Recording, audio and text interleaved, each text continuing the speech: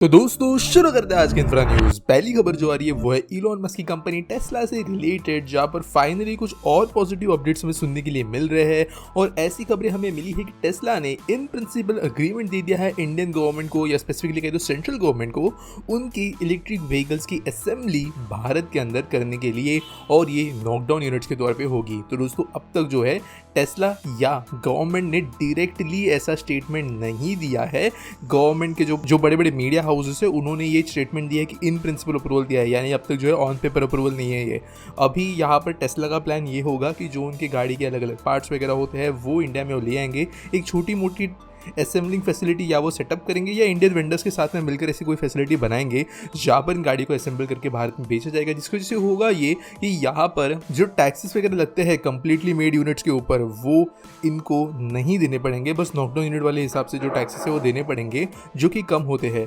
यहाँ पर। वैसे दोस्तों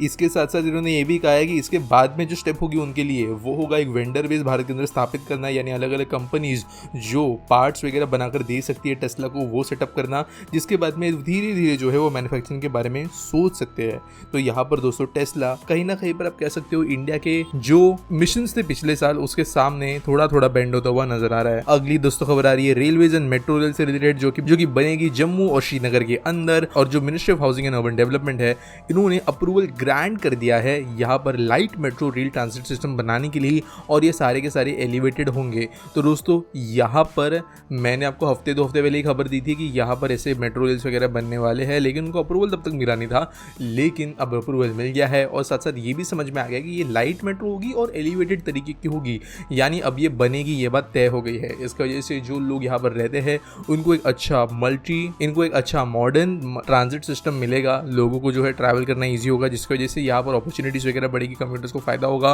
और देखते हैं अब इसके डिजाइन रूट्स वगैरह कब बनकर आते हैं, डीपीआर कब बन के आता है। अगली दोस्तों जो खबर आ रही है वो है मुंबई के पास में बनने वाले एक नए वंदे भारत ट्रेन डिपो से रिलेटेड। तो दोस्तों मुंबई के जो सीएसएमटी स्टेशन उसके पहले ही वाड़ी बंदर यार्ड नाम की एक जगह आती है, जो लोग मुंबई में रहते हो जानते होंगे, जहाँ पर बहुत ज़्यादा जो ट्रेन कहीं यहाँ पे आती है मुंबई के अंदर उनको पार्क किया जाता है, एक कार शेड की तरह ये है, और फिर यहाँ पर इनका मेंटेनेंस वगैरह किया जाता है। अब वंदे भारत ट्रेन जो है वो ऑब्वियसली धीरे धीरे संख्या में बढ़ रही है, मुंबई से भी 3 से ज़्यादा वंदे भारत चलती है। तो ऐसे होने वाला है कि यहाँ पे जो वंदे भारत को लगने वाला मेंटेनेंस है, चाहे वो हल को बदलना हो, अंदर का क्लीनिंग वगैरह हो, एयर कंडीशनिंग का मेंटेनेंस है, कई दूसरी चीज़ें जो यूनिक है वंदे भारत एक्सप्रेस के लिए, वो करने के लिए पास में देश के अलग अलग फैसिलिटीज़ होना ज़रूरी है। और इसके लिए छत्रपति शिवाजी महाराज टर्मिनस के पास में यहाँ पर भी एक ऐसी फैसिलिटी बनाई जाएगी जहाँ पर 8 लाइन्स को डेडिकेट किया जाएगा वंदे भारत के मेंटेनेंस के लिए ही। और ये एक state of the art modern facility है। अभी हमारे पास में जो फैसिलिटीज हमें देखने मिलती है कोच के लिए, जो से फैसिलिटी जो होती है मेंटेनेंस के लिए वो ऐसे ओपन होती है, एकदम आप कह सकते हो बहुत गंदे स्टेट में वो होती है, लेकिन ये जो फैसिलिटी बनेगी वो स्टेट ऑफ द आर्ट होगी। अगली खबर दोस्तों आ रही है नवी मुंबई इंटरनेशनल एयरपोर्ट से, जहां पर कल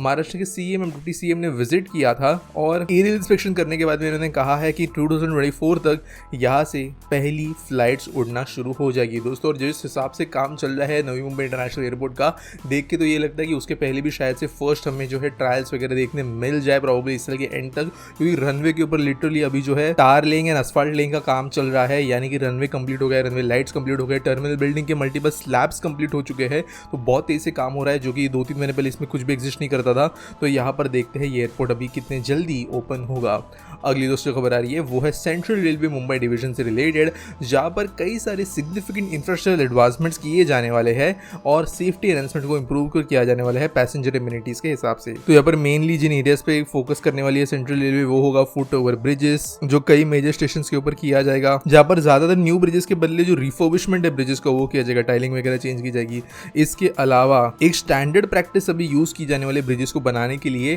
ताकि हर स्टेशन पर जो है ब्रिजेस लॉन्ग लास्टिंग रहे, उनके अंदर जो है चीजें सिमिलर रखने के लिए हमें देखते मिले, और साथ साथ 50 नए एस्केलेटर्स का भी प्रोविजन यहाँ पर दिया जाने वाला है। अगली दोस्तों खबर आ रही है हमारे स्पेस एक्सप्लोरेशन मिशन से रिलेटेड, जहाँ पर जो चंद्रयान 30 स्पेस का है वो श्रीहरिकोटा से जुलाई के महीने में लॉन्च होता हुआ नजर आएगा GSLV Mark 3 या फिर LMV-3 रॉकेट के जरिए। तो दोस्तों ये बात वैसे पता थी, ऑलरेडी खबरों में आ रही थी ये बात, धीरे धीरे जो है हमें थोड़ा क्लैरिफिकेशन मिलना शुरू हो गया कब ये होगा और जुलाई में ये होगा, अब ये हमें समझ में आ रहा है। इसरो के चेयरमैन जो है इन्होंने कहा है कि जुलाई 12 ऑनवर्ड्स ये चीजें होगी और कहा यह भी है कि जो कई सारे टेस्ट किए जाने हैं चंद्रयान 3 के ऊपर उसके लॉन्च के पहले वो भी कंप्लीट हो गए हैं। चैलेंजिंग एनवायरनमेंट था लेकिन ये बहुत ज्यादा इंपॉर्टेंट मिशन होगा भारत के लिए। अगली खबर दोस्तों जो आ रही है वो है कानपुर मेट्रो की लाइन 1 से रिलेटेड, जहां पर इसका फेज 2 जो है वो बिफोर 2024 इलेक्शन शुरू हो जाएगा ऐसा कहा है। तो दोस्तों कानपुर मेट्रो इंडिया की फास्टेस्ट मेड मेट्रो थी अब तक के हिसाब से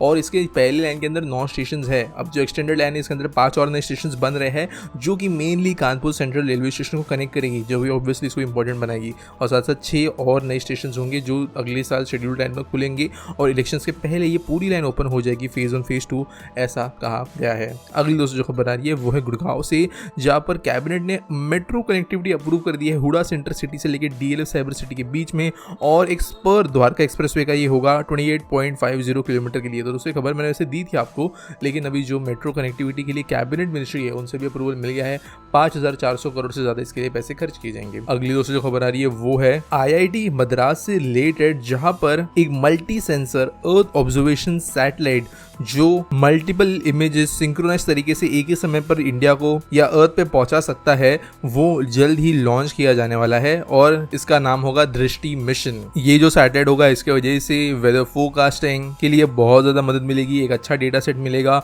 और ग्लोबल कवरेज 12 घंटों में ये सैटेलाइट कर पाएगा, इतनी सी कैपेसिटी होगी। अगली दोस्तों जो खबर आ रही है वो है BSNL से रिलेटेड, जहां पर आप जानते हो कल के दिन गवर्नमेंट ने फिर से इस डूबती हुई PSU के अंदर 89,047 करोड़ रुपीस इंजेक्ट करने का डिसीजन लिया है और इसको रिवाइव करने का डिसीजन लिया गया है। तो दोस्तों पिछले कई सालों के अंदर hundreds of thousands of crore के पैकेजेस जो है BSNL को मिले हैं, मल्टीपल चीज़ें की गई है, मैंने अभी खबर भी कवर की थी, इनफैक्ट एक वीडियो भी आ जाया होगा जब BSNL अभी 4G वगैरह के अंदर काम कर रही है। लेकिन यहाँ पर 2019 में 69,000 करोड़ रुपीज़ दिए गए थे, MTNL को भी पैसा दिया गया था, मर्जिंग डीमर्जिंग की बातें चल रही थी। इसके बावजूद अब तक ये जो पूरा टेलीकॉम है वो स्टेबल नहीं हो पाया है। अब गवर्नमेंट देखते हैं इस बार पैसे जो है वापस बहुत बड़े अमाउंट में लगा रही है, क्या हमें BSNL रिवाइव होते हुए नजर आएगा या फिर से टैक्स पेयर्स मनी का ये वेस्टेज होगा। अगली दूसरी खबर आ रही है वो है उत्तर प्रदेश से, जहां पर मिल्क डेवलपमेंट के लिए और मिल्क प्रोडक्शन को स्टेट में बढ़ाने के लिए नंद बाबा मिल्क मिशन स्कीम को इनिशिएट किया गया है 1000 करोड़ रुपए के मनी इन्वेस्टमेंट के साथ में। तो बेसिकली यहाँ पर किया ये जाएगा जो मिल्क प्रोड्यूसर्स है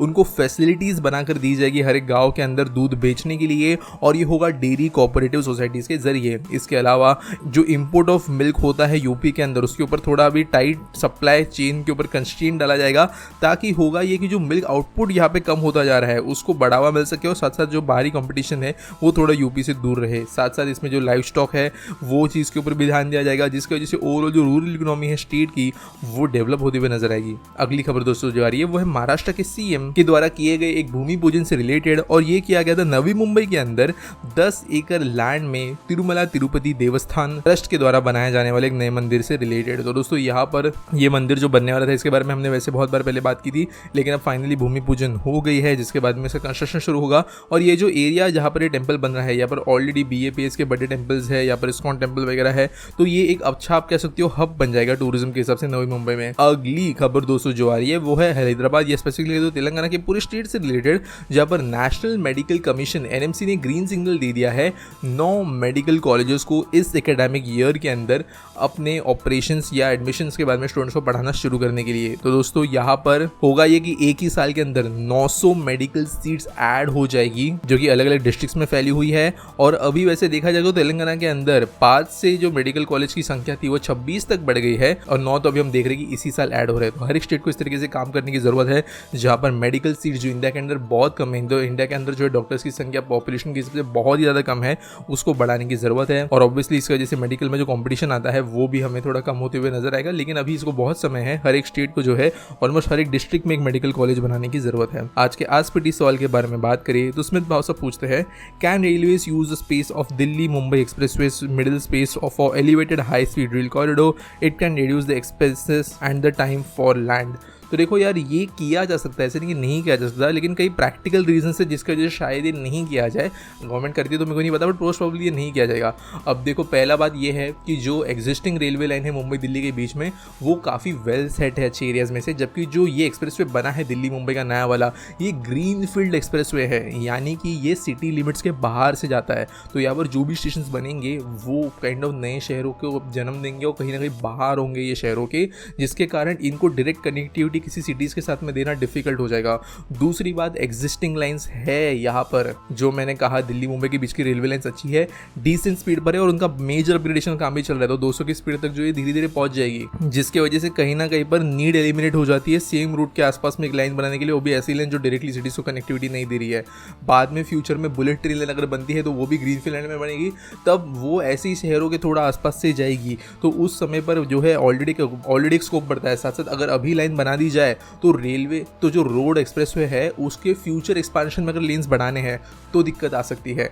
तो यहाँ पर कई रीजंस की वजह से एक काइंड ऑफ अच्छा आइडिया नहीं लगता है डायरेक्टली यहाँ पर रेल लाइन बनाना इतने बड़े लेवल पे। अगर कोई ऐसा एक्सप्रेसवे है जहाँ पर दो शहरों के बीच में ऐसे रेलवे वगैरह अवेलेबल है ही नहीं, तो मे भी सोचा जा सकता है जैसे समृद्धि के अंदर चीज़ें हो रही है अलग अलग कनेक्शंस के हिसाब से, तो मे भी वो हो सकता है। लेकिन अभी जो फिलहाल गवर्नमेंट का ना कोई प्लान है और मे भी नहीं देखने मिलेगा। उम्मीद करता हूँ आपको सवाल का जवाब मिल गया होगा। आपके पास कोई सवाल है आप नीचे मुझे कमेंट्स में पूछ सकते हो #AskPT के साथ में। अगर आप कोई न्यूज़ सबमिट करना चाहते हो तो आपको एक लिंक मिलेगी डिस्क्रिप्शन के अंदर, जहाँ पर आप फॉर्म भर के न्यूज़ दे सकते हो। और वीडियो अच्छा लगा हो तो लाइक करना, चैनल को सब्सक्राइब करना। मिलेंगे अगले वीडियो में।